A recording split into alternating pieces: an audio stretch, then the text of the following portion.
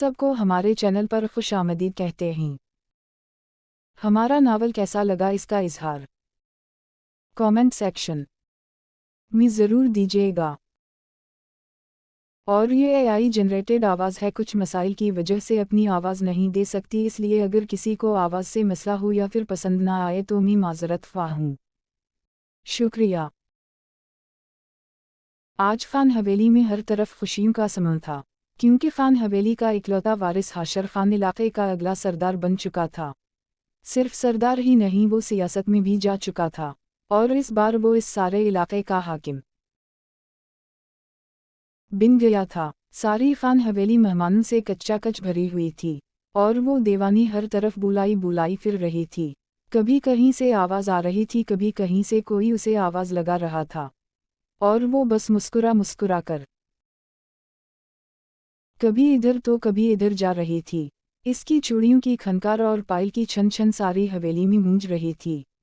वो सारे मेहमानों के खाने पीने का ख्याल रखते हुए किचन और डाइनिंग टेबल के चक्कर काट रही थी। जब इसके पास ज़ौबी बेगम आए, बस करो माहीन, थक जाओगी। उनकी आवाज़ से माही के कदम रुके, वो उनकी तरफ पलटी तो इसका चेहरा वाज़ेह हुआ। सरमे उनकी सफ़ेद दूधिया रंगत, वो 22 साला खूबसूरती की मिसाल एक दोशीज़ा थी। फिक्र मत करें बड़ी मामा, कुछ नहीं होता। उनको मुतमईन करती हुई वो दोबारा किचन में भाग गई, और बस ज़ौबी बेगम नफ़ी में सर हिलाती रह गईं। इतना काम तो इस हवेली के मुलाजिमीन नहीं करते जितना ये कर लेती है। अरे मैं क्या करूं इस लड़की का। इन्हीं माहीन का इस तरह ज़्यादा काम करना पसंद नहीं था। इन्हें लगता था कि वो इस हवेली की बेटी है, इसका रुतबा बड़ा है, उसे इस तरह भाग दूर करने की ज़रूरत नहीं है। लेकिन वो अपनी मर्जी करती थी, किसी की सुनती ही कहाँ थी। लेकिन अपनी मर्जी करने से मुराद ये नहीं था कि वो मुंहफट बदलहज या बेहया थी। वो मुस्बत सोच की मालिक माहीन खान थी, इस हवेली की शहजादी, सारे काम करना उसे पसंद था, हर किसी की पसंद नापसंद का ख्याल रखती थी। इसे ज़ौबी बेगम और फ़रक़ान साहब की खुशी का ख्याल था, उनकी खुशी की खातिर हर वक्त कुछ ना कुछ करती ही नज़र आती थी। वो सारे उस वक्त मर्दान खाने में बैठे हुए थे, और सरबराही कुर्सी पर वो शहजादा बैठा था, 30 साला, कानच जैसी सब्ज़ आँखें, मग़रूर नाक और इसकी सुर्ख और सफ़ेद रंगत, पुरकशिश चेहरा और तीखा नकूश। बेशक वो खूबसूरती की मिसाल था, इसका रोब और दबदबा ऐसा था कि वहाँ पर बैठे सारे लोग इससे काफ़ी मुतासिर नज़र आ रहे थे। साईं, मेरे ख़याल में बच्चों के स्कूल के लिए भी कुछ करना चाहिए। इसके एक मुलाजिम ने हाथ बांधे हाशर खान को मुखातिब किया। सफ़ेद शलवार कमीज़ पहने, काली शाल कंधों के गर्द ओर रखी थी, वो किसी सियासत के बादशाह की तरह टांग पर टांग चढ़ाए बैठा था। बिल्कुल ठीक कह रहे हो, बच्चों की तालीम तो बुनियादी मकसद है, उसके साथ साथ हॉस्पिटल की तामीर का काम भी शुरू करवाओ। मज़ीद कुछ हुक्म देते हुए वो मर्दान खाने से बाहर निकल गया। इसका सेहर ऐसा था कि वहाँ मौजूद सब मर्द बहुत मरूब नज़र आ रहे थे। सारा दिन काफ़ी चहल पहल रही, फिर मेहमान अपने घरों को लौट गए। खान हवेली पर रात उतर आई थी। सब खाने की टेबल पर ही जुमा थे जब फ़रक़ान साहब ने हाशर खान को मुखातिब किया। देखो बेटा, अब तुमने अपना करियर सीख कर लिया है, मेरे ख्याल से तुम्हें अपनी शादी के बारे में भी कुछ सोचना चाहिए। उनकी बात पर एक पल के लिए डाइनिंग टेबल पर सन्नाटा छा गया, और बेसाख्ता माही की नज़र इस हरजाई की जानिब उठी। प्लीज़ बाबा, मुझे इस टॉपिक पर कोई बात नहीं करनी, और अगर मैं शादी करूँगा तो अपनी मर्ज़ी से कम मैं आपकी पसंद से शादी नहीं करूँगा। गुस्सा तो जब्त कर गया, लेकिन अपनी आवाज़ धीमी ना रख सका। ऊंची आवाज़ में उन सबको अपना हुक्म सुनाता वो एक ही पल में डाइनिंग टेबल से उठकर जा चुका था। लेकिन पीछे किसी नस्वानी वजूद का दिल टुकड़े टुकड़े कर गया। वो भी यकीन सी बैठी थी, जैसे अब तक यकीन ना आ रहा हो कि वो शख्स क्या कह कर गया है। जैसे जैसे इसके अल्फाज दिमाग में प्रोसेस हो रहे थे, जिस्म से जान निकलती जा रही थी। वो एक झटके से उठी। सबने अफसोस से उसकी तरफ देखा। वो अपने आंसू जब्त करती सीढ़ियाँ चढ़ती अपने कमरे में भाग गई, लेकिन ज़ौबी बेगम की आंखों से वो आंसू मख्फी ना रह सके। ज़ौबी बेगम का हाथ अपना दिल तक गया। उनकी आंखों के सामने धुंधले मंजर नमूदार हुए। उनको सांस लेने में तकलीफ हो रही थी। अपने सीने को मसलते हुए अचानक ही वो होश व हवास से बेगाना होती कुर्सी पर गिर गईं। ममा, ज़ौबी, फरकान साहब और हानिया की चीखें निकल गईं। अगले आधे घंटे तक वो तीनों हॉस्पिटल के कॉरिडोर में बैठे हुए थे जब तेज़ी से हाशर खान हॉस्पिटल में दाखिल हुआ। वो सीधा फरकान साहब के पास आया। किया हवा मामा को, वो ठीक तो हैं? इसके लहजे में तरफ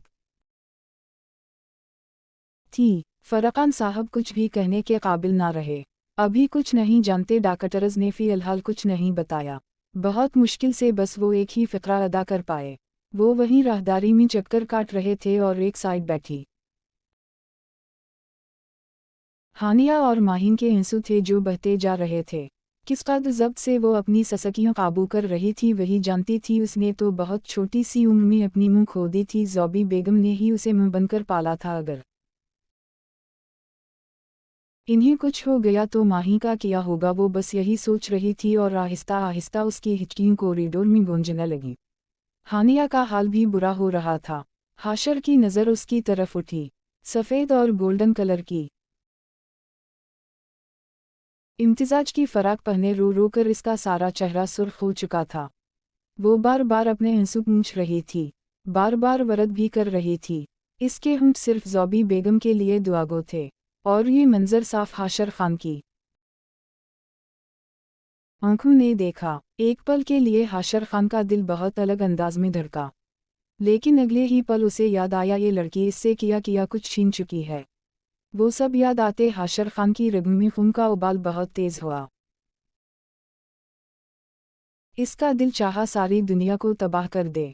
उसने एक पल से पहले अपनी निगाहें माहिन के चेहरे से हटा लीं। रात आखिरी पहरों पर थी। वो दोनों बेंच पर निढल सी बैठी थीं और वो दोनों बाप बेटे कितनी देर से दीवार के साथ टेक लगाए खड़े थे। इन्हें तो एक पल के लिए सुकून नहीं आ रहा था। आईसी उत्तराखंड दरवाजे खुले और डॉक्टर्स बाहर निकले। हाशर फौरा डॉक्टर्स की तरफ बढ़ा। मेरी मामा, वो ठीक तो है ना? उसने बेचैनी से पूछा। डॉक्टर ने मासिक चेहरे से उतारा। देखिए, इन्होंने बहुत ज़्यादा स्ट्रेस लिया है। प्लीज़ इन्हें किसी किस्म की कोई परेशानी ना दें और इन्हें खुश रखने की कोशिश करें। अगर स्ट्रेस ज़्यादा बढ़ता तो इन्हें हार्ट अटैक आ सकता था। शक्र करें वो ठीक हैं, इन्हें कोई मेजर हार्ट अटैक नहीं आया, लेकिन इस तरह के झटके लगना दिल के मरीज़ के लिए मुहलिक साबित हो सकता है। फ़िलहाल वो स्टेबल हैं। कुछ घंटों तक होश भी आ जाएगा। आप एक एक करके उनसे मिल सकते हैं। डॉक्टर काफ़ी संजीदा था। हाशर खान की आंखें ज़ब्त से लाल हो रही थीं। डॉक्टर ने एक थपकी इसके कंधे पर दी और राहदारी में आगे बढ़ गए। वो बिना किसी की तरफ देखे फौरा आईसीयू की तरफ बढ़ गया। अंदर दाखिल हुआ तो उसकी मुँह बेहोश पड़ी थी। उसे समझ नहीं आ रही थी कि ज़ौबी बेगम को हवा किया कुछ देर पहले तो बिल्कुल ठीक थीं। वो कितनी ही देर उनके पास बैठा रहा उसे अंदाज़ा नहीं हुआ। बस उनका हाथ अपने हाथ में पकड़ा था। चेहरा झुकाए हुए बेबसी से बैठा था। जब इन्हें होश आया और इन्होंने अपना हाथ हिलाया, हाशर फौरा सीधा हुआ। मामा, आप ठीक तो हैं ना? इसके लहजे में बेचैनी थी जो ज़ौबी बेगम साफ महसूस कर सकती थीं। तुम शायद चाहते ही नहीं हूँ मैं ठीक रहूँ। ज़ौबी बेगम के लहजे में शिकवा था और हाशर की आंखें बहने को बेताब हुईं। ये आप क्या कह रही हैं? अब मैंने क्या कर दिया? आपकी हर बात तो मानता हूँ। क्या चाहती हैं आप? यकीना वो समझ चुका था उसकी मुँह फिर किसी वजह से इससे नाराज़ हो चुकी है। तुमने सारे ख़ानदान के सामने ये कैसे कह दिया कि तुम माहिन से शादी नहीं करोगे? शायद तुम भूल रहे हो वो सालों से तुम्हारे निकाह में है और तुम्हारी ख़ानदानी बीवी सिर्फ वही बनेगी। लेकिन अगर तुम्हें अपनी पसंद से शादी करनी है तो हमेशा के लिए मुझसे हर ताल्लुक़ ख़त्म करना होगा। बल्कि ये समझो कि अपनी मुँह को मरा हुआ समझकर मुझे छोड़कर हमेशा के लिए जाना पड़ेगा। ज़ौबी बेगम की आंखों में ज़रा सी भी नरमी नहीं थी और हाशर को लगा इसके सर से ट्रेन धड़ाधड़ गुजर रही है। हैरत से मुंह पूरा खल गया। मामा, आपको हो किया गया है? आप चाहती हैं कि मैं आपकी खातिर इस लड़की से शादी करूं जिससे मैं सबसे ज़्यादा नफरत करता हूं। फारगाट सीख मामा, ये मेरी ज़िंदगी है, उसे अपने तरीक़े से गुजारना चाहता हूं और जिससे मैं मोहब्बत करता हूं शादी भी उसी से करूं। और मुझे इस लड़की में ज़रा बराबर भी दिलचस्पी नहीं है, मैं किसी और को पसंद करता हूं। इसने तो अपनी मां का झूठा भरम भी नहीं रखा। और ज़ौबी बेगम को लगा कोई उनका कलीजा चीर रहा है। अचानक ही उनके दिल की तकलीफ बढ़ गई। इन्होंने फ़ौरा अपना हाथ हाशर के हाथों से निकाला और अपना सीना मुसलने लगी और हाशर जैसे होश में आया। डॉक्टर की बातें कानों में गूंजी। किया हवा मामा, आप ठीक हैं? वो देख सकता था कि ज़ौबी बेगम को सांस लेने में तकलीफ हो रही है। इन्होंने बहुत मुश्किल से अपना सांस दुरुस्त किया। तुम्हारे ये अल्फाज मेरे दिल पर खंजर की तरह लग रही हैं। चले जाओ यहाँ से हाशर खान, आज के बाद मुझे अपनी शक्ल मत दिखाना। तुम्हारे लिए तुम्हारी मुँह मर गई, जाओ पसंद की शादी करो। तुम्हें क्या लगे तुम्हारी मुँह जाए या मरे। हाशर अगली सांस नहीं ले सका। मैंने उसकी मुँह से वादा किया था कि मेरी बहू सिर्फ माहिन ही बनेगी, लेकिन तमधारा किया जाता है, तुम्हें क्या फ़र्क पड़ता है। मेरा वादा वफा नहीं होगा या ज़्यादा से ज़्यादा वो माँ क़यामत वाले दिन मेरा गिरेबान पकड़ेगी और ये सवाल पूछेगी कि क्यों उसकी बेटी को छोड़कर किसी गैर लड़की को अपनी बहू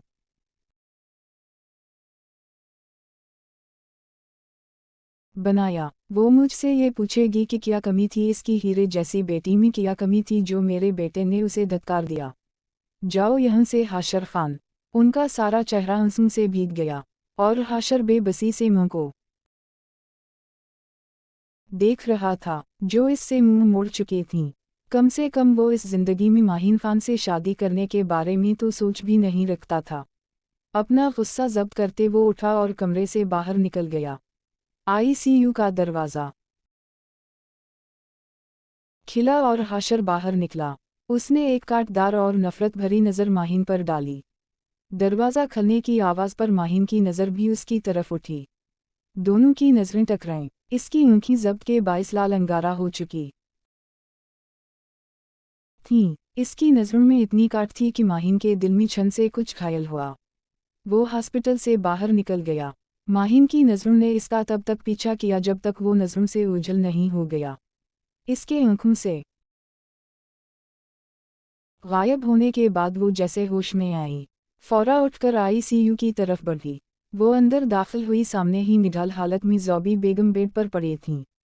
माहिन की आँखों से आंसू बहुत तेज़ी से बह निकले। वो कदम कदम चलती उनके पास आई। हाशर की छोड़ी जगह पर बैठकर नरमी से उनका हाथ अपने हाथों में लिया। इसके लमस से ज़ौबी बेगम ने चेहरा मोड़ते उसे देखा और उनके होंठों पर मुस्कुराहट बिखर गई। बड़ी मामा, उसने एक सरगोशी की और फिर उनके हाथ पर अपना चेहरा टकाया। वो किसी बच्ची की तरह आंखें बंद कर गई। परेशान मत हो, मैं ठीक हूँ। ज़ौबी बेगम ने उसे हौसला दिया। वो जानती थी कि माहिन उस वक्त कितनी परेशान हो रही है। इसने कुछ भी नहीं कहा, बस बंद आंखों से उनकी चलती सांसें महसूस कर रही थी। नए दिन की रोशनी हर तरफ फूट चुकी थी। कुछ घंटे ऑब्जर्वेशन में रखने के बाद डॉक्टर्स ने ज़ौबी बेगम को हॉस्पिटल से छुट्टी दे दी। ये खान हवेली का मंजर था, जहां हाशर खान ज़ौबी बेगम के कमरे में दाखिल हो रहा था। वो बेड पर लेटी थी और उनके पास ही माहिन बैठी फरोट्स काट रही थी। इसे देखकर एक बार फिर जिस्म में गुस्से की लहर उतरी। इसने हल्का सा दरवाज़ा खटखटाया। एक साथ माहिन और ज़ौबी बेगम ने दरवाजे की तरफ देखा। माहिन की नज़र अगले ही लम्हे ज़ौबी बेगम के चेहरे की तरफ उठी, जो अपना चेहरा मोड़ चुकी थीं। मैं आपके लिए सूप ले कर आती हूँ बड़ी मामा। वो फ़ौरा बेड से उठी। शायद वो समझ गई थी कि हाशर को अपनी मुँह से कोई ज़रूरी बात करनी है, इसलिए उसने वहाँ से उठ जाना ही बेहतर समझा। वो दरवाजे की तरफ बढ़ी। हाशर फ़ौरा एक साइड हो गया तो वो बाहर निकल गई। माहिन के कमरे से निकल जाने के बाद हाशर आगे बढ़ा और ज़ौबी बेगम के पास आकर बैठा। वो इसका बैठना महसूस कर चुकी थी, लेकिन फिर भी इन्होंने कोई रद्द-अमल नहीं दिया। ये सब कब तक चलेगा? मामा, आप इसकी वजह से मुझे इग्नोर कर रहे हैं। आप और बाबा मेरे साथ ये सब बचपन से ही करते आए हैं, हमेशा मुझ पर उसे फौकियत देते हैं। आपने मेरे हिस्से का सारा प्यार इस पर निछावर कर दिया, आखिर वो लगती ही किया है आपकी। वो तो जैसे अपने दिल का जहर बाहर उगल रहा था। ज़ौबी बेगम ने तेजी से चेहरा मोड़ते उसे देखा। उनकी आंखों में शिकवा था। बस बहुत हो चुका, तुमने कभी एक बार भी ये सोचा है तुम्हारे पास तो माँ बाप हैं? इस ने बहुत ही छोटी उम्र में अपने माँ बाप खो दिए थे। अगर हम भी उसे माँ बाप का प्यार नहीं देते तो वो कहाँ जाती? ज़ौबी बेगम इससे सवाल पूछ रही थी। हम बेशक किसी दूसरे की औलाद को प्यार देने के चक्कर में अपनी सगी औलाद की हक तलफी कर दी जाए। इसके लहजे में तलखी थी और ज़ौबी बेगम बस अफसोस से सर हिलाती रह गई। मैं तुम्हारी ये इनसिक्योरिटी कभी नहीं ख़त्म कर सकूंगी। हाशर खान साहब, बेहतर है मुझे मेरे हाल पर छोड़ दो। अगर तुम्हें मुझसे इतनी मोहब्बत होती तो अब तक मेरी ख्वाहिश पूरी कर चुके होते। वो दरिश्ती से चलाई थी। उनके चीखने की आवाज़ से हड़बड़ा कर माहिन और हानिया कमरे में भागी। फरहान साहब भी उनके पीछे ही लपक गए और हाशर का चेहरा गुस्से से सुर्ख हो रहा था। अगर चाहते हो कि मैं जिंदा रहूं तो अभी और उसी वक्त तुम्हें माहिन को रुखसत किए अपने साथ अपने कमरे में लेकर जाना होगा, वरना आज के बाद तुम्हारा और मेरा हर ताल्लुक ख़त्म। ज़ौबी बेगम के आज गुस्से का पारा हाई हो चुका था। इतना कहते साथ वो लंबी लंबी सांसें लेने लगी। उनको सांस लेने में तकलीफ हो रही थी। बड़ी मामा, वो जो साकत खड़ी थी फौरा उनकी तरफ भागी और उनकी पीठ थपथपाने लगी क्योंकि इन्हें सांस लेने में तकलीफ हो रही थी। आप ठीक तो हैं? परेशानी से पूछती वो रोने वाली ही हो गई और हाशर जो अब तक हैरत से मुंह को देख रहा था, एक ही पल में उसने माहिन का बाजू दबोचा। तो यही चाहती ही ना आपके अभी और उसी वक्त में इसकी रुखसती ले लूँ तो ठीक है, मुझे मंजूर है, लेकिन याद रखिएगा मामा, आपने एक बार फिर मेरे साथ नाइंसाफ़ी की है। इसके लहजे में बहुत ज़्यादा ज़ब्त था। मैं आज और अभी उसी वक्त ये रुखसती लेता हूँ। इन चारों अफराद को अपना फैसला सुनाता वो माहिन को बना सोचने समझने का मौका दिए बाजू से पकड़े अपने कमरे की तरफ बढ़ गया और वो किसी कटी डाल की तरह इसके साथ खींचती जा रही थी। पीछे ज़ौबी बेगम के चेहरे पर मदहम सी मुस्कान नमूदार हुई। वो जानती थी कि ये हालात ठीक नहीं थी, लेकिन इन्हें जो बेहतर लगा इन्होंने वही फैसला किया। वो हाशर खान की ज़िद्दी तबीयत को भी जानती थी। वो जानती थी कि अगर इन्होंने इस वक्त हाशर पर ज़बरदस्ती नहीं की तो कल कल को माहिन की सारी ज़िंदगी तबाह हो जाएगी। इन्होंने जो भी किया माहिन की बेहतरी और भलाई के लिए ही किया, लेकिन इस बात को अभी हाशर नहीं समझ सकता था कि उसकी मां ने जो भी किया इसमें ही इसकी भलाई थी। इसने तकरीबा माहिन का बाजू दबोच ही रखा था। गुस्से से उसे खींचते हुए कमरे में दाखिल हुआ और एक झटके से बेड पर धक्का दिया। इस उफ्ताद पर तो माहिन का सर ही घूम गया। इससे पहले वो बेड से उठती एक झटके से हाशर ने इसका मुंह दबोचा। तुमने मुझसे मेरा सब कुछ छीन लिया माहिन खान, बचपन से ही तुमने मुझसे मेरी माँ और बाप दोनों छीन लिए। आज इन्हें अपने सगे बेटे से ज़्यादा तुम नज़र आती हो। माहिन वो, हर वक्त उनके मुंह पर सिर्फ माहिन की गर्दान रहती है। आखिर बता ही दो, ऐसा किया जादू कर रखा है तुमने मेरे माँ बाप पर कि वो हर वक्त तुम्हारे ही शदाई हुए रहते हैं। इसके चेहरे के पास अपना चेहरा लाते वो वहशत ज़दा लहजे में धारा था और एक पल के लिए माहिन के सारे जिस्म में खौफ सरायत कर गया। इसकी आँखें खतरनाक हद तक लालंगारा हो चुकी थीं। मेरी मां मुझे मजबूर कर सकती है इस फैसले के लिए, लेकिन एक बात याद रखना, तुम हाशर खान की बीवी बनने के काबिल नहीं हो। मैं तुमसे इतनी नफरत करता हूँ, इतनी नफरत कि दिल चाहता है अपने हाथों से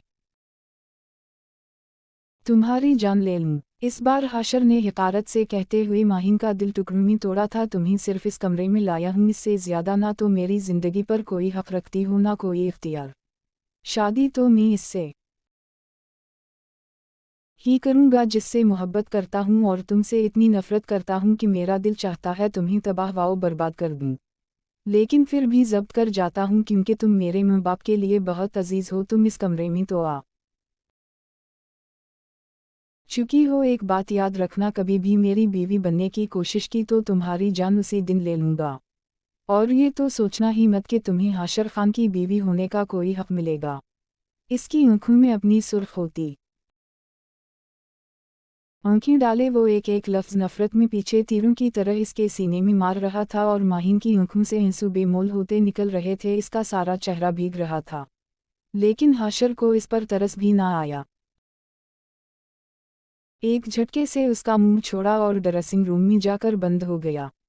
और माहिन का सारा चेहरा सुर्ख हो चुका था, इसके हाथ की उंगलियां भी चेहरे पर छप गई थी। वो बेबसी से दोनों हाथ चेहरे पर रखती फूट फूट कर रो पड़ी। क्या किस्मत थी इसकी, समझ नहीं आ रही थी। एक के बाद एक सारे रिश्ते हाथों से सिरकते जा रहे थे। ये खान हवेली थी, इसमें बिस्ता था फरहान साहब का ख़ानदान। फरहान खान का सिर्फ एक ही भाई था, फरकान खान। सालों पहले जब हवेली में उनकी बेटी माहिन की पैदाइश हुई तो इनकी बीवी तभी चल बसी थी और इसके कुछ अरसा बाद ही फरकान साहब का भी एक एक्सीडेंट में इंतकाल हो गया और नन्ही सी माहिन बिल्कुल तन्हा हो गई। ज़ौबी बेगम और फरहान साहब ने इसे बिल्कुल हानिया की तरह पाला था। इनफैक्ट हानिया तो माहिन से छोटी थी, इन्होंने माहिन को अपनी बेटी बनाकर पाला था। वो इससे बहुत ज़्यादा मोहब्बत करते थे, इतनी मोहब्बत के शायद वो अपनी सगी बेटी से भी ना करती हूँ। और यही मोहब्बत हाशर खान के दिल में नेज़े की तरह चुभती थी। उसे लगता था वो बचपन से हाशर के माँ बाप और उनके प्यार पर डाका डालती आई है। उसे आज भी वो दिन नहीं भूलते थे जब जब उस कीमा अपने हाथों से माहिन के मुंह में नवाला बनाकर डालती थी और इसे इग्नोर कर देती थी। वो उसे साथ लिए घंटों घंटों कहानियाँ सुनाती थी और उन सब में वो हाशर को फरामोश कर चुके थे, जबकि हकीकत तो ये थी कि ज़ौबी बेगम को लगता था कि हाशर बड़ा है, वो समझदार है, वो उनकी और माहिन की हालत समझेगा। लेकिन वो तो बदज़न होता गया और माहिन से नफ़रत आहिस्ता आहिस्ता बढ़ती गई। उसे कभी कभी यकीन नहीं आता था कि उसकी माँ अपनी सगे बेटे से बढ़कर इस माहिन पर जानवारी करती है। सालों पहले बचपन में ही इन्होंने माहिन और हाशर का निकाह पढ़वा दिया था, लेकिन जैसे जैसे हाशर बड़ा होता गया वैसे वैसे माहिन से नफ़रत बढ़ती गई। वो इस से जितनी नफ़रत करता था माहिन खान इससे इतना ही इश्क करती थी। सालों से वो इस हवेली में रहती आई थी, सालों से जानती थी कि वो इसका शौहर है, सालों से वो इसके दिल में विराजमान था। पसंद, मोहब्बत और फिर इश्क में कब बदलती गई पता ही ना चला, लेकिन वो इसके इश्क में पूर डूबी हुई थी। लेकिन हाशर इस बात से नावाकिफ था। उसने तो कभी आज तक एक नरमी वाली नज़र भी माहिन पर नहीं डाली थी और ज़ौबी बेगम ये बात बहुत अच्छे से जानती थी, इसलिए इन्होंने ज़बरदस्ती ही सही यह कदम हाशर को उठाने पर मजबूर कर दिया। लेकिन उनका फ़ैसला माहिन और हाशर की ज़िंदगी पर कैसे असरअंदाज होने वाला था ये तो वक्त ही बताने वाला था। वो बेड के किनारे टपकी बे आवाज़ आंसू बहा रही थी जब वो ड्रेसिंग रूम से बाहर निकला। एक बार फिर माहिन को देखकर जिस्म में गुस्से का उबाल तेज़ हुआ। गुस्से से ज़्यादा तो बेबसी महसूस हो रही थी। उसे इस कमरे से बाहर निकाल भी नहीं सकता था, क्योंकि रुखसती का मतलब ही ये था कि वो अपने कमरे से इसके कमरे तक आ चुकी थी और वो इस लड़की को एक लम्हे के लिए भी अपने कमरे में बर्दाश्त नहीं कर सकता था। वो फौरा बेड तक पहुंचा, दोबारा इसका बाजू दबोचा, एक झटके से उसे उठाया। वो खाली खाली निगाहों से हाशर खान को देख रही थी और ये देख रही थी कि कोई बैक वक्त इतना हसीन और इतना जालिम कैसे हो सकता है। इसकी आंखों में बहुत सारे शिकवे थे जो हाशर खान की आंखें फ़िलहाल ना तो पढ़ने का हुनर रखती थी, ना ही वो पढ़ना चाहता था। ये मेरा बेड है, आइंदा इस पर बैठने से भी परहेज़ करना, सख्ती से कहते उसे धक्का देने के अंदाज से साइड पर किया और खुद जा कर बेड पर बैठ गया। वो भी यकीनी से कमरने के दरमियान में खड़ी इस देख रही थी। अपनी मनहूस नज़रें मेरे वजूद से दूर रखो, नफ़रत और हिकारत से कहते हुए वो बेड पर नीम दराज हो चुका था। कुछ पल बेबसी से वहीं खड़ी रही, फिर वो सोफे तक आई और वहीं सुकड़ी समटी लेट गई। वो इस हवेली की शहजादी थी, सारे उसे प्रिंसेस की तरह ट्रीट करते थे और हवेली में लोग ही कितने थे, सिर्फ 4 लोग थे। इन चारों में से सिर्फ एक हाशर खान को ही वो खटकती थी, बाकी सारे ख़ानदान के लिए तो वो शहजादी थी। वो खाली खाली निगाहों के साथ छत को देख रही थी, आंखें वीरान थीं, अब तो आंसू भी खुश्क हो चुके थे। अपनी शादी के दिन के हवाले से एक लड़की ने बहुत सारे ख्वाब सजाए होते हैं कि वो तैयार होगी, दुल्हन बनेगी, उसके हाथों में मेहंदी लगी होगी, कलाई में भर भर कर चूड़ियां पहनी होगी। बिल्कुल ऐसे ही ख्वाब माहिन खान के भी थे, लेकिन उसने कभी ये नहीं सोचा था कि वो इस तरह से इस कमरे में पहुंच जाएगी। अपनी सोचों में उलझी वो कब सो गई उसे पता ना चला। नई सुबह की रोशनी हर तरफ फूट चुकी थी। वो वक्त पर उठने की आदी थी, इसलिए आज भी बना किसी अलार्म के वो उसी टाइम उठ गई जिस टाइम वो रोज़ाना उठती थी। हमेशा की तरह नमाज और कुरान पाक पढ़ने के बाद वो किचन में मौजूद थी और मुलाजिमा के सर पर खड़ी नाश्ता बनवा रही थी। वो सारा नाश्ता डाइनिंग टेबल पर सीट कर रही थी जब ज़ौबी बेगम और फरहान साहब डाइनिंग टेबल पर आकर बैठे। ज़ौबी बेगम ने उसकी आंखें देखकर सारी कहानी जान ली। ये भी जान चुकी थी कि माहिन के लिए अभी ज़िंदगी में मुश्किलात मौजूद हैं, लेकिन इन्हें यकीन था बहुत जल्दी सब कुछ ठीक हो जाएगा। वो दोनों इससे नॉर्मल अंदाज में बात कर रहे थे क्योंकि दोनों नहीं चाहते थे कि माहिन को ये लगे कि वो दोनों परेशान हैं। माहिन भी उनसे नॉर्मल अंदाज में बात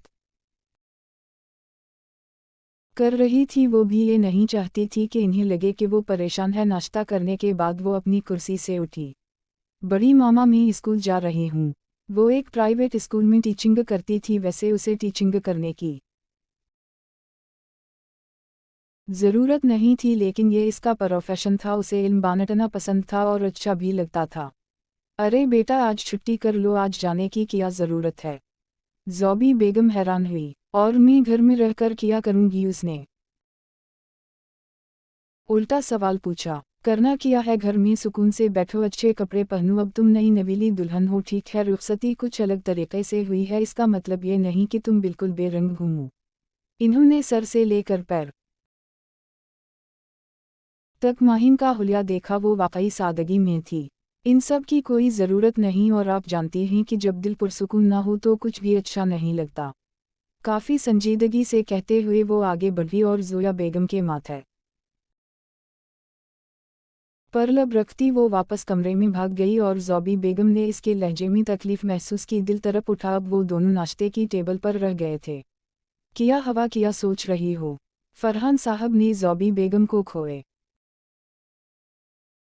देखा तो दरियाफ्त किया। मैं सोच रही थी कि या मेरा फैसला माहिन और हाशर के लिए दुरुस्त होगा, या मेरी वजह से उन दोनों की ज़िंदगी मज़ीद तबाह होगी। फरहान साहब ने अफसोस से नफ़ीमी सर हिलाया। ये बात बेगम तुम्हें अब सोचने समझने वाली लग रही है। ये बात तुम्हें अपना हुक्म सुनाने से पहले सोचनी चाहिए थी। फरहान साहब भी संजीदा थे। मैं जानती हूँ, ये सब जानती हूँ, लेकिन अगर मैं वो फैसला नहीं करती तो हाशर माहिन का दिल तोड़ देता, और आप अच्छे से जानते हैं इन दोनों का नसीब एक है और मेरी माहिन इसके इश्क में पागल हो गई है। तो क्या करती मैं? इसके सामने कह रहा था कि वो किसी और से शादी कर लेगा, ये सब कम से कम मैं तो बर्दाश्त नहीं कर सकती। मैं जानती हूँ वक्त के साथ साथ वो दोनों ठीक हो जाएंगे, सब ठीक हो जाएगा, मुझे पूरा यकीन है। ज़ौबी बेगम ने खुद को ही दिलासा दिया। फरहान साहब ने भी सर हिलाने पर इक्तिफा किया। ये तो वक्त ही बताने वाला था। माहिन स्कूल जा चुकी थी। हाश सीढ़ियों उतरता नीचे आया तो उसे माहिन कहीं नज़र न आई। उसे अब ये फिक्र थी कि कहीं इसने ज़ौबी बेगम से कोई शिकायत ना कर दी हो।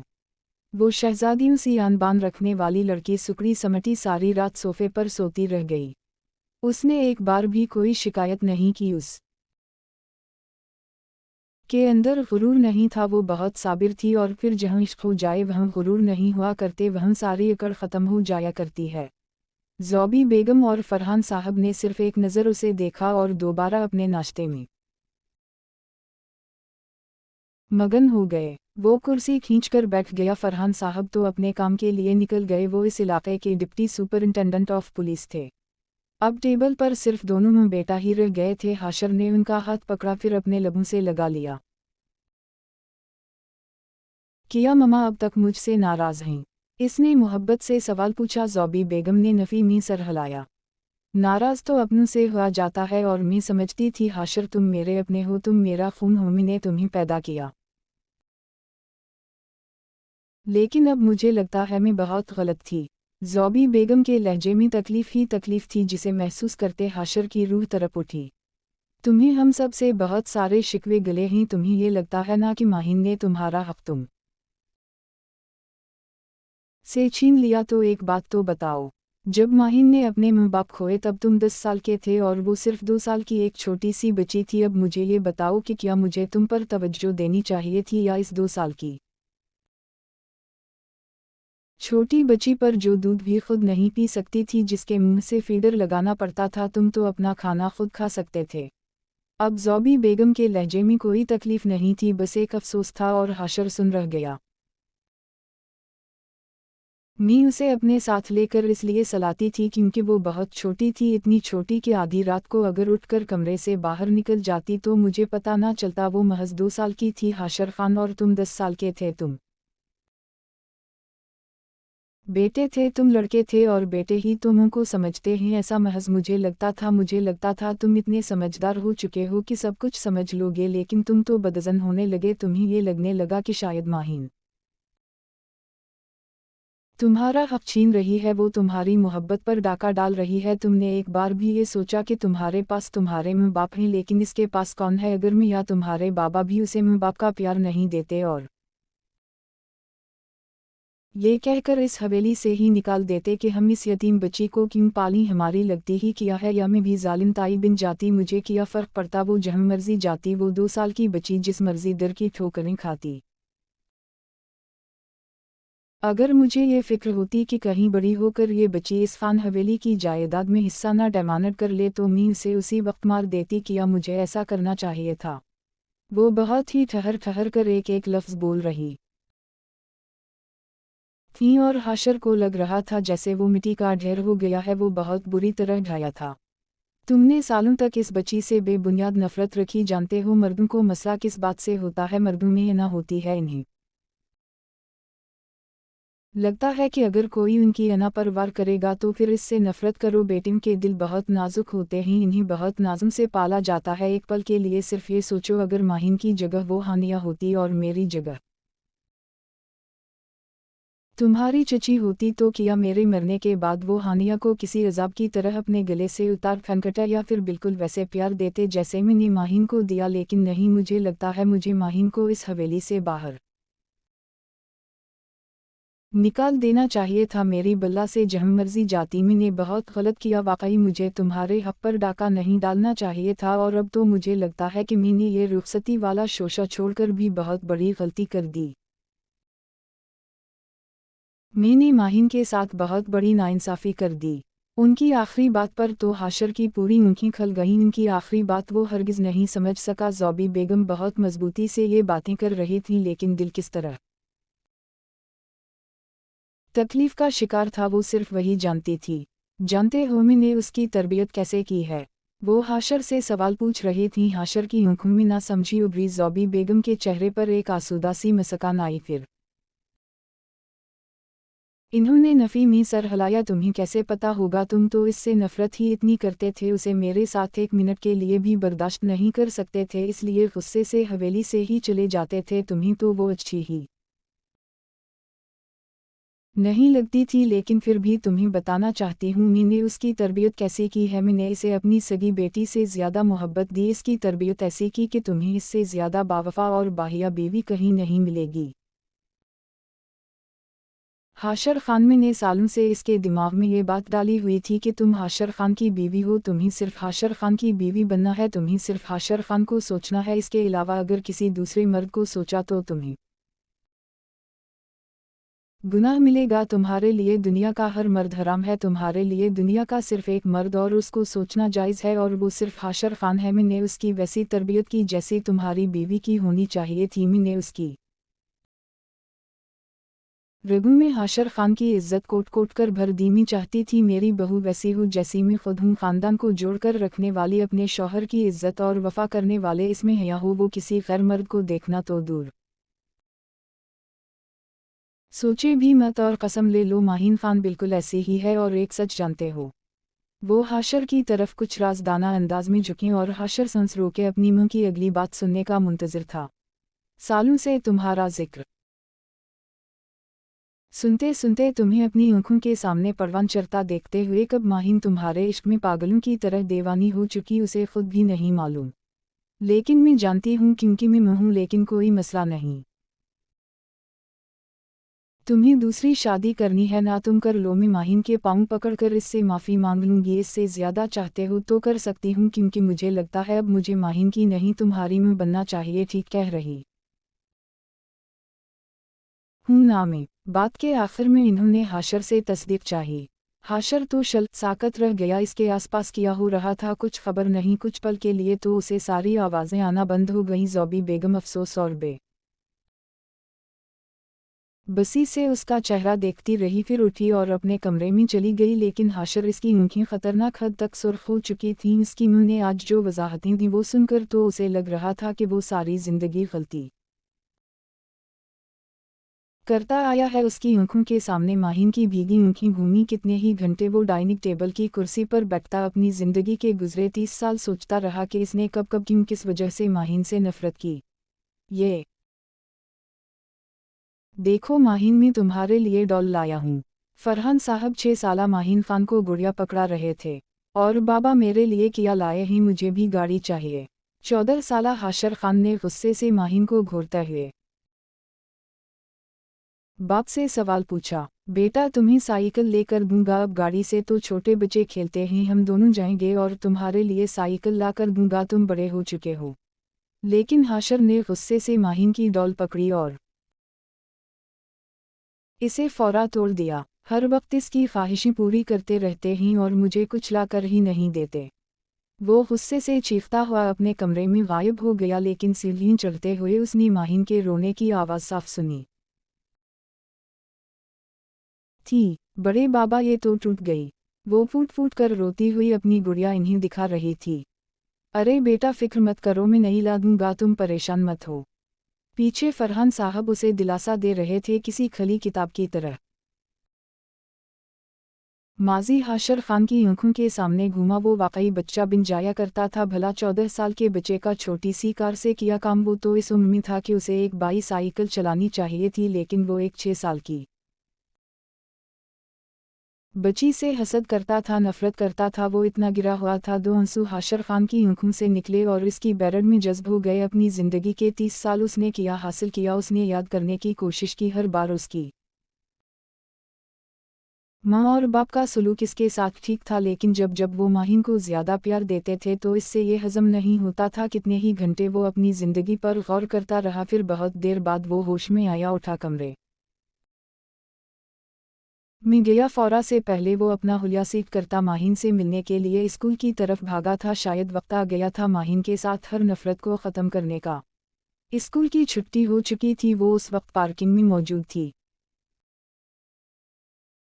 इसने देखा इसकी गाड़ी का टायर पंचर हो चुका था। वो परेशानी से गाड़ी को देख रही थी जब प्रोफेसर रज़ा इसके पास आकर खड़े हुए। एनी प्रॉब्लम मस माहिन? इन्होंने दोस्ताना लहजे के साथ पूछा। ओह हाँ सर, मेरी गाड़ी का टायर पंचर हो गया है, बस इसलिए कुछ परेशान हो गई थी। माहिन ने वजाहत दी। प्रोफेसर रज़ा ने गाड़ी की तरफ देखा। ओ ये तो बहुत बुरा हुआ, अगर आप मानद ना करें तो मैं आपको ड्रॉप कर दूं। इन्होंने मुस्कुराहट के साथ कहते आफर दी। माहिन 2 पल सोचती रही, फिर याद आया कि ज़ौबी बेगम की मेडिसिन का टाइम होने वाला है। अगर वो वक्त पर घर नहीं पहुंची तो यकीना बड़ी मामा वो मेडिसिन खुद नहीं लेंगी। उनके खाने पीने का वो खुद ही ख्याल रखती थी। इसे प्रोफेसर के साथ जाना मुनासिब नहीं लग रहा था, लेकिन फ़िलहाल इसकी मजबूरी थी, इसलिए उसने हम कह दी। Okay sir. वो परेशान तो हुई थी, लेकिन फिर अपनी परेशानी पर काबू पाती हुई इस के साथ गाड़ी में बैठ गई। उनकी गाड़ी स्कूल से बाहर निकली और अब सड़क पर रमन दमन थी। कुछ देर के बाद इसकी गाड़ी एक कैफ़े के बाहर रुकी। माहिन ने हैरत से प्रोफेसर रज़ा को देखा। इसकी आंखों में सवाल था। वो एक्चुअली मुझे यहाँ का स्ट्रॉबेरी शेक बहुत पसंद है, मैं तो रोज़ पीता हूँ। इफ़ यू डोंट माइंड तो मेरे साथ एक स्ट्रॉबेरी शेक तो ले ही सकती हैं। इन्होंने मुस्कुरा कर दोस्ताना लहजे में बात कही, लेकिन ना जाने क्यों माहिन को अकूरट फेल हो रहा था। एक स्ट्रॉबेरी शेक ही है, इतना किया सोचना मस माहिन अब तो परेशान ही हो जाती हैं। इसके चेहरे से भांपती परेशानी को शायद वो पड़ गया था। माहिन ने फौरा खुद को नॉर्मल किया और इस बात में सर हलाया। वो गाड़ी से उतरा और अगले 5 मिनट बाद हाथ में 2 स्ट्रॉबेरी के गिलास पकड़ता हुआ वो वापस गाड़ी में बैठा एक माहिन की तरफ बढ़ाया और एक उसने खुद पकड़ लिया। साथ दोबारा ड्राइविंग शुरू कर चुका था। माहिन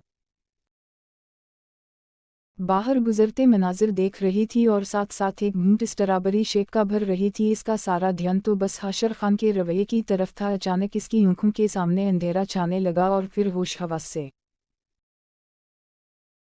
बेगाना होती वो वहीं गाड़ी की पुश्त से टेक लगाए बेहोश हो गई।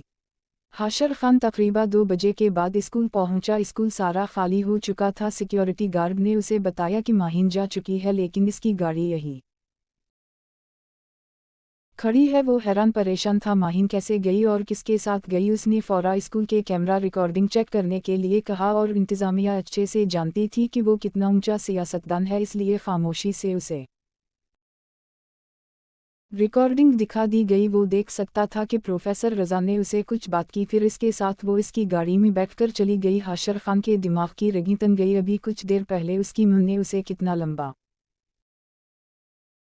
लेक्चर समझाया। उसकी मां से ये सुना रही थी कि आज तक माहिन ने किसी दूसरे मर्द की तरफ देखा नहीं, तो फिर वो कैसे किसी दूसरे मर्द के साथ बैठकर चली गई। बदगमानी एक बार फिर अपने बीज बोने लगी। उसने घर कॉल की तो पता चला अभी तक माहिन घर नहीं पहुंची। उसने हैरत से कैमरा रिकॉर्डिंग में मौजूद टाइम को देखा। 1 घंटे से वो स्कूल से निकली थी और अब तक घर नहीं पहुंची थी। वो फौरा परेशान हुआ। आधे घंटे से पहले वो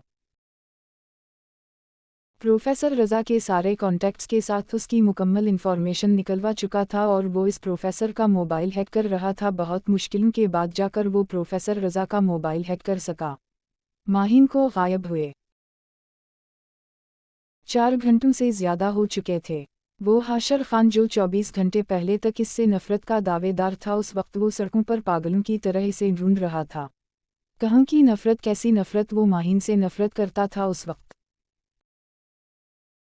तो वो ये भी भूल गया, सिर्फ एक बात याद थी कि वो उसकी बीवी थी, उसकी इज्जत थी और उस वक्त वो गायब थी। उसे किसी भी हाल में कहीं से भी ढूंढ कर निकालना ये हाशर खान का फ़र्ज़ था। वो जिस निकाह को कल तक कुछ मानता ही नहीं था, आज वो निकाह कितना अहम था, इसकी ताकत क्या थी, ये हाशर खान को पता चल चुका था। वो दिल ही दिल में उसकी हिफाजत के लिए दुआएं कर रहा था। वो हाशर खान जो 24 घंटे पहले ये कह रहा था तुम्हें अपने हाथों से मारूंगा, उस वक्त वो उसकी हिफाजत के लिए दुआगो था। किस्मत भी कैसा पलटा खाती है। तो वहीं दूसरी तरफ हवेली में फरहान साहब और ज़ौबी बेगम के साथ हानिया परेशान बैठे थे, क्योंकि माहिन अब तक वापस हवेली आई ही नहीं थी। वो कहाँ गई कोई नहीं जानता था। वो मुन थी और अपनी बेटी के लिए दुआगो थी। इन्हें एक पल के लिए भी सुकून नसीब नहीं हो रहा था। इसकी पलकों पर बहुत बोझ था। उसने बहुत मुश्किल से अपनी आँखें खोलीं कुछ पल के लिए, तो वो गायब दिमागी से आसपास देखती रही। जैसे जैसे होशवाओ हवास बेदार होते गए, उसने हैरत से खुद को किसी कमरे में पाया। वो कोई दरमियाना साइज का बेडरूम था और इस वक्त वो कुर्सी पर बंदी पड़ी थी। माहिन ने हरकत करने की कोशिश की, मगर इसके दोनों हाथ पांव बंधे थे, यहाँ तक कि उसका मुंह भी टेप से बंद कर दिया गया था। वो कोई आवाज़ भी नहीं निकाल पा रही थी। कितनी ही देर वो इस कमरे की दीवारों को तकती रह गई। वो कहाँ थी वो नहीं जानती थी। ये कमरा भी इसके लिए नया था। उसने याद करने की कोशिश की तो याद आया वो गाड़ी में बैठी थी, स्ट्रॉबेरी शेक पिया, इसके बाद किया हुआ कुछ याद नहीं। और माहिन को कुछ ना कुछ समझ आ रहा था। इस स्ट्रॉबेरी शेक में ज़रूर कुछ था जिसकी वजह से वो अपना होश खो बैठी। किया उन सब के पीछे प्रोफेसर रज़ा का हाथ था। अभी वो ये सब ही सोच रही थी जब कमरे का दरवाज़ा खिला और 2 मर्द अंदर दाखिल हुए। माहिन ने उलझी हुई निगाहों से इन्हें देखा। एक तो प्रोफेसर रज़ा था और दूसरा कौन था वो माहिन नहीं जानती थी। इसने सर ता पैर माहिन को अजीब नज़रों से घोरा। इसकी आंखों में चमक ही अनोखी थी। इसकी नज़रें माहिन को कपकपाने पर मजबूर कर गई।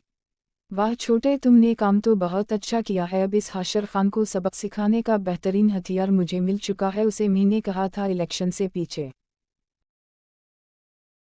हट जाए और मुझे इस शहर का हुक्मरान बनने दे, लेकिन उसे बहुत शौक था ना हुक्मरानी करने का। उस शख्स की गंभीर आवाज़ में गुस्सा था और माहिंतों पर तो हैरतों के पहाड़ टूट पड़े थे। वैसे छोटे सोच जब हर न्यूज़ चैनल के साथ साथ हर न्यूज़पेपर पर यह हेडलाइन बनेगी कि शहर का हाकिम हाशर खान अपनी बीवी की हिफाजती नहीं कर पाया, कितना दिख होगा यार। वो माहिन के गर्द गोल गोल घूमते हुए प्रोफेसर रज़ा से पूछ रहा था और प्रोफेसर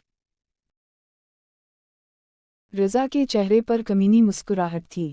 बिल्कुल भाई, वो तो अपनी ये शिकस्त तस्लीम नहीं कर पाएगा, इसलिए रसोई के डर से शायद अपनी जान ही ले ले।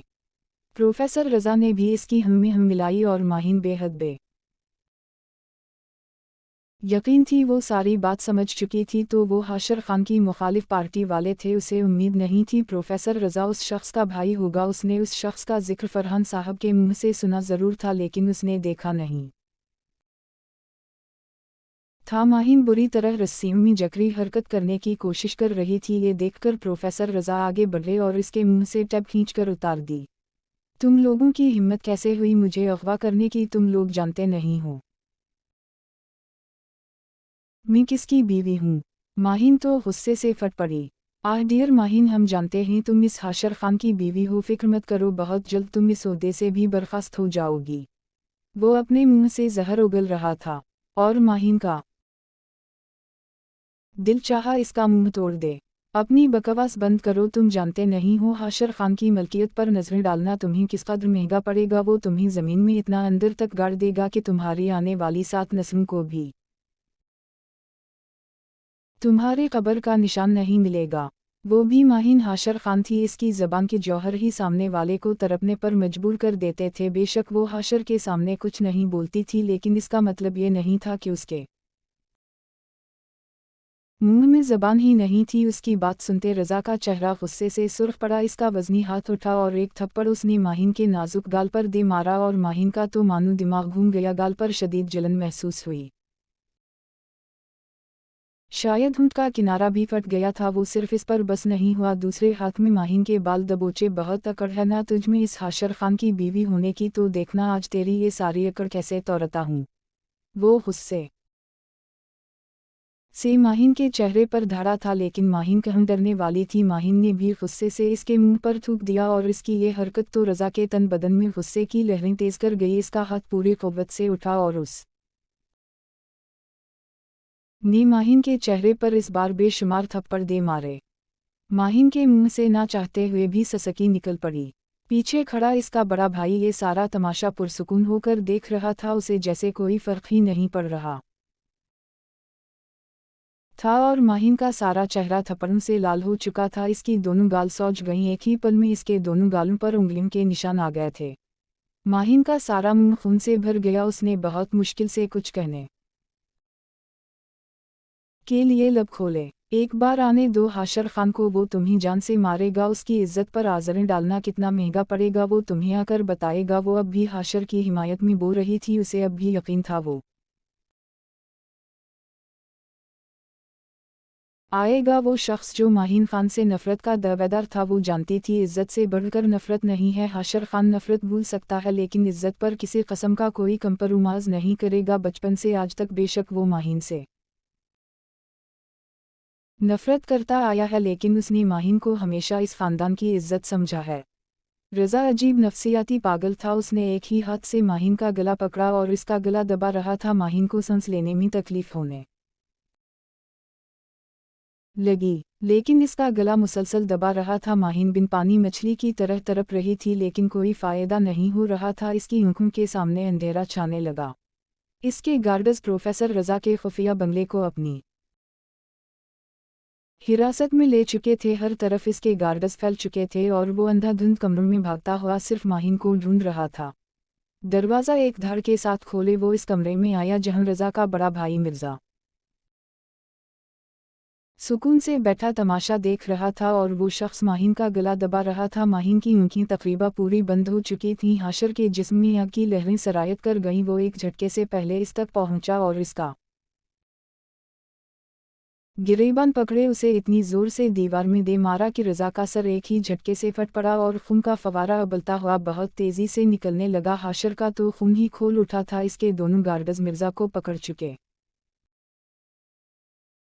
थे, लेकिन वो उस वक्त सिर्फ प्रोफेसर रज़ा के चेहरे पर मक्के मार रहा था। तुम्हारी हिम्मत कैसे हुई मेरी बीवी को हाथ लगाने की? हिम्मत कैसे की मेरी बीवी की तरफ गंदी नजरें उठाकर देखने की? तुम्हें क्या लगा था हाशर खान तुम्हें जिंदा रहने देगा? अपनी मौत को दावत तुमने खुद दी है। वो अजीब जुनूनी लहजे में चीखा था।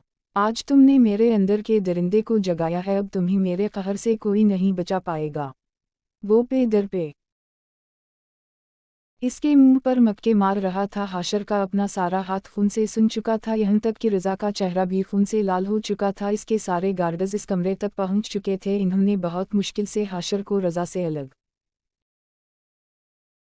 किया। रज़ा तो अधमरा हो चुका था। कितनी ही मुश्किल से हाशर ने अपना गुस्सा काबू किया। इन दोनों को वहीं ले जाओ जहाँ ये दोनों उस वक्त होने चाहिए। इन दोनों का हिसाब तो मैं बाद में लूँगा। गार्ड्स को देखकर वो धाड़ा, फिर जैसे होश में आया एक नज़र कुर्सी पर बेहोश पड़ी माहिन पर गई। फौरा इसके पास पहुंचा। उसके चेहरे का हाल देखकर तो जैसे किसी ने हाशर खान का कलीजा मुट्ठी में दबोच दिया था। कहाँ की नफरत, कैसी नफरत, वो सब कुछ भूल चुका था। सिर्फ इतना याद था कि वो ये लड़की थी जिससे वो सारी जिंदगी भागता आया था, और वो क्यों भागता था वो खुद नहीं जानता था। इसका हाल किसी पागल शख्स जैसा हो गया। इसने नरमी से माहिन का गाल थपाया। माहिन, माहिन ऊँखी खोलो। लेकिन माहिन होश में होती तो ही कुछ सुनती। उसने फौरा माहिन के दोनों हाथ और पाँव रस्सियों से आज़ाद करवाए। फिर इसके बेहोश वजूद को अपनी बाहों में भरते हुए वो इस जगह से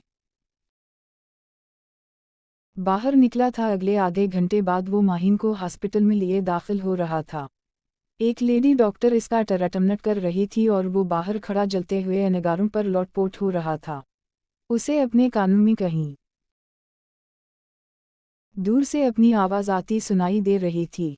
नफ़रत करता हूँ मैं तुमसे माहिन खान, इतनी नफ़रत के अपने हाथों से तुम्हारी जान लेना चाहता हूँ। ये कभी मत सोचना कि मैं तुम्हें अपनी बीवी समझूंगा। तुम्हारा मकाम और मर्तबा मेरे लिए एक जिंदा लाश से ज़्यादा कुछ नहीं। उसे अपने अल्फाज याद आ रहे थे और इसका दिल चाह रहा था ज़मीन फटे और वो इसमें समा जाए। इसकी कानच जैसी सब्ज़ आँखें लाल अंगारा बन गई थी, आँखें जल रही थी, दिल तड़प रहा था। हुंक बना हरकत के दुआ के लिए हिल रहे थे। कितनी ही देर बाद दरवाजे खुले और डॉक्टर बाहर निकली। यकीना डॉक्टर भी हाशर खान के रोब और दबदबे से वाकिफ थी। जख्म ज़्यादा गहरे नहीं हैं, लेकिन फिर भी इन्हें ठीक होने में कुछ वक्त लगेगा। उनका ख्याल रखें। फ़िलहाल इन्हें सांस लेने में तकलीफ़ हो रही है क्योंकि उनका गला दबाया गया है, इसलिए खैर फिक्र मत करें, वो कुछ घंटों तक होश में आ जाएंगी। 24 घंटे तक उनको ऑब्जर्वेशन में रखना पड़ेगा। इसके बाद आप इन्हें घर लेकर जा सकते हैं। लेडी डॉक्टर हाशर खान की सुर्ख अंगारा आंखों को देखकर जल्दी से सारी बात समेट गई और रहदारी में आगे बढ़ गई। उसके जाने के बाद हाशर अपने मुर्दा कदमों को घसीटता हुआ अंदर दाखिल हुआ। उसका वजूद होश वाओ हवास से बेगाना बेड पर पड़ा था। ऑक्सीजन मासिक लग चुका था। इसका जिस्म सांस लेते हुए भी बेसुकून था। हाशर को लगा जैसे इसका कलीजा मुट्ठी में आ चुका है। वो इस लड़की को मारने की बात कर रहा था जिसके मरने से वो खुद आधा हो गया था। अभी तो वो सिर्फ मौत के बिस्तर तक पहुंची थी तो हाशर का ये हाल था। अगर वो मर जाती तो शायद हाशर अगला सांस ना ले पाता। अगर वो थी तो जिंदगी थी, अगर वो ना होती तो शायद जिंदगी भी ना होती। शायद हाशर खान ने कभी सोचा नहीं था ये लड़की इसके लिए सांसों से भी ज्यादा अहम होगी। इसके पास बैठा ये सोच रहा था कि क्या वो वाकई इस से नफरत करता आया था, कि या कभी उसने जिंदगी में माहिन से नफरत की थी, या वो सिर्फ नफरत का दावेदार था। इसके पास ही बेड के किनारे टक गया। इसका सारा चेहरा आंसुओं से भीग रहा था। वो बहादुर और मगरूर 30 साला मर्द जिसे आज तक कोई हरा नहीं पाया, जिसे आज तक कोई रोला नहीं पाया, जिसे आज तक कोई तोड़ नहीं पाया, उसे एक लड़की की ऐसी हालत ने तोड़ दिया। आज हाशर की अकड़ बहुत बुरी तरह टूटी थी। इसने याद करने की कोशिश कि अपनी जिंदगी का हर लम्हा आंखों के सामने घूमा जब माहिन उसके सामने होती थी। उसने कभी भी ज़बान दराजी करने की कोशिश नहीं की। हाशर हर वक्त अपने लहजे से जहर उगलता था और माहिन के कानों में अनडील देता था, लेकिन माहिन ने कभी सामने से उफ तक नहीं कहा। और आज हाशर को समझ आ गई थी वो इसके सामने इतनी चुप चुप क्यों रहती थी। वो तो पागलों की तरह इससे इश्क करती थी और इश्क में सितमगर से बदज़बानी करना कहाँ शामिल था। हाशर ने झकता इसके माथे पर लब रखे। आज जिंदगी में पहली बार उसे एहसास हुआ था कि वो तो नफरत करते करते इस हसीना से मोहब्बत कर बैठा है। वो कितनी देर इसके पास बैठा रहा एहसास ना हुआ, बस वो उसके खूबसूरत चेहरे को देख रहा था जिस पर चोटें लग चुकी थीं। दरवाज़ा खिला और ज़ौबी बेगम के साथ फरहान साहब और हानिया अंदर दाखिल हुए। उनके कमरे में आने से भी हाशर की नज़रों का साज ना टूटा। ज़ौबी बेगम ने दहल कर माहिन की ये हालत देखी। वो हाशर के पास ही आकर खड़ी हो गईं और हाशर किसी बच्चे की तरह उनके साथ लपट गया और फूट फूट कर रो पड़ा। वो 30 साला मर्द शायद आज जिंदगी में पहली बार इतना खल कर रोया था और सबकी आंखें नम हो चुकी थीं। मामा, ये सारा मेरा कसूर है। वो मेरी वजह से इसे ले गए। उनकी दुश्मनी मुझसे थी और इन्होंने उसे नुकसान पहुंचाने की कोशिश की। अगर मैं कुछ देर लेट हो जाता तो शायद वो उसे जान से मार देते। मैं बहुत बुरा हूँ मामा। मैं तो उसे मारने की बातें कर रहा था और आज इसकी ये बंद आंखें मुझे बहुत तकलीफ दे रही हैं। खुदारा कुछ करे, मैं मर जाऊंगा इससे कहीं उठ जाए, मुझे सुकून नहीं मिल रहा। मुझे इससे अभी बात करनी है।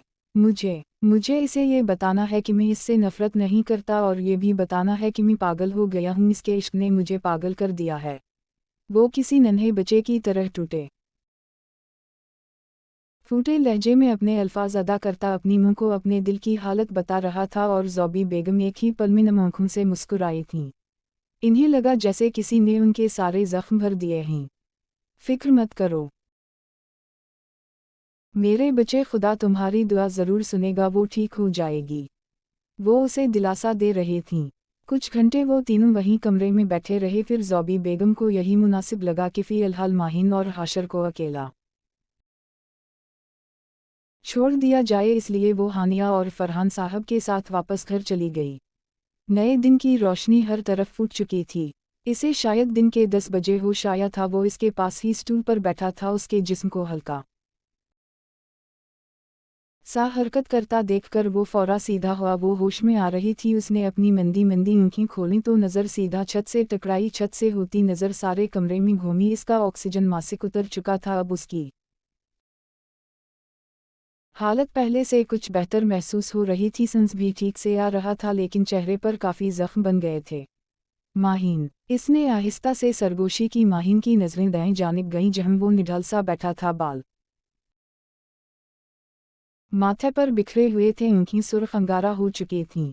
तुम ठीक हो ना? इसके लहजे में कितनी बेचैनी थी, माहिन साफ महसूस कर सकती थी। माहिन ने कुछ कहने की कोशिश की मगर कि ना पाई, क्योंकि सारा चेहरा तकलीफ से चोर था। ये देख हाशर के जिस्म में कानच की करचीन सी चुभ गई। अभी कुछ मत बोलो, दर्द होगा। उसने फौरा मना किया। बेसाख्ता स्टूल से उठा और इसके पास झुकता उसके माथे पर लब रखे। माहिन काफ़ी हैरान हुई इसका ये बदला रवैया देखकर, लेकिन वो जानती थी कि एक दिन वो यही सब देखने वाली है। उसे अपने खुदा पर इतना यकीन था कि वो जानती थी जब आज तक उसने किसी गैर मर्द की तरफ नज़र उठाकर नहीं देखा तो फिर इस की किस्मत में भी ऐसा शख्स नहीं हो सकता जो इसके अलावा किसी दूसरी औरत के बारे में सोच भी रखता हो। और यही सच था, हाशर ने कभी किसी दूसरी औरत को देखना भी गवारा नहीं किया था। वो अलग बात थी, वो सारी हवेली को यही कहता था कि वो किसी और को पसंद करता है और शादी भी उसी से करेगा। मुझे मुआफ़ कर दो, सारी मेरी गलती है। मिमी तो तुम्हें तकलीफ़ देना चाहता था ना, लेकिन कसम से मैं उस वक्त बहुत तकलीफ़ में हूँ। वो कमला हुआ किया बोल रहा था, उसे कुछ समझ नहीं आ रही थी। मैं जानता हूँ मैंने तुम्हें बहुत सारी तकलीफ़ें दी हैं, तुम्हें बहुत कुछ कहा है, लेकिन मुझे बहुत तकलीफ़ हो रही है। मैं समझ गया हूँ कि तुम्हारे बिना नहीं रह सकता और ये भी समझ गया हूँ कि तुम्हें हल्की सी भी तकलीफ हो मैं बर्दाश्त नहीं कर सकता। तुम पर एक खराश आए तो मेरी जान निकल जाती है और मैंने किस तरह अपने इन लबों से कह दिया कि तुम मर जाओ। प्लीज़ मुझे मुआफ़ कर दो। इसके दोनों हाथ अपने हाथों में लिए वो उस वक्त वाकई दीदा लग रहा था। मैं वादा करता हूँ बिल्कुल ठीक हो जाऊँगा, तुम्हें कभी कोई तकलीफ़ नहीं दूँगा, हम दोनों साथ हंसी खुशी जिंदगी गुजारेंगे। तुम मुझे मुआफ़ करोगी ना, कहीं छोड़कर तो नहीं चली जाओगी। शायद इसे डर लग रहा था कि जो सलूक उसने किया इस बना पर कहीं वो उसे छोड़ ना जाए, और माहिन ने बहुत मुश्किल से अपने सर को नामे जुम्बिश दी और हाशर के रूम में सुकून उतर गया और पुरसुकून हो गया था। मैं जानती थी कि आप कभी किसी दूसरी औरत के नहीं हो सकते, आपको मेरे पास ही लौट कर आना होगा, क्योंकि अल्लाह पाक कुरान पाक में फरमाता है कि नेक औरतों के लिए नेक मर्द हैं, और मैंने सारी ज़िंदगी सिर्फ आपकी बनकर गुजारी, तो फिर कैसे आप मेरे ना होते। मैं जानती थी कि मेरा इश्क आपको मेरा होने पर मजबूर कर देगा, लेकिन मुझे इसके लिए ज़्यादा मेहनत करनी ही नहीं पड़ी। आप मेरे थे, इसलिए तो मैं आपकी हर बात खामोशी से सह जाती थी, क्योंकि अपनों की बातों की टेंशन नहीं ली जाती, उनका गुस्सा बर्दाश्त कर लिया जाता है। इसके अल्फाज थे या कोई जादू जो हाशर को अपने कानों में उतरते महसूस हो रहे थे। इन दोनों का रेस्पशन शहर के सबसे बड़े और महंगे मैरिज हॉल में था। पस्ता कलर की मैकसी पहने, इसके साथ वो डार्क ब्लू कलर का ड्रेस कोट पहने वो दोनों मुकम्मल लग रहे थे। कभी सोचा नहीं था नफ़रत से मोहब्बत तक का ये सफ़र इस तरह तय होगा, या फिर ये कहा जाए कि इश्क का पर्दा रखने के लिए नफ़रत ने मखूटा चढ़ा रखा था। वो दोनों उस वक्त स्टेज पर खड़े थे, आज हाशर के चेहरे पर मुस्कुराहट ही अजब थी, और अब माहिन के चेहरे के सारे जख्म ठीक हो चुके थे। इश्क ज़हे नसीब, ये मेरी किस्मत, ये मेरा नसीब। इसने मोहब्बत से माहिन के कान में सरगोशी की, और माहिन बेसाख्ता अपना मेहंदी से सजा हाथ होंठों पर रख दी, खिलखिला कर हंस पड़ी, और हाशर ने एक ही लम्हे में उसे अपने करीब किए सीने में समा लिया, और एक साइड खड़ा खानदान ये मंजर मोहब्बत बड़ी नज़रों से देख रहा था, और इस तरह उनकी कहानी का एक खूबसूरत इख्तिताम हुआ। बेशक तकदीर का लिखा होकर रहता है। ख़त्म शद।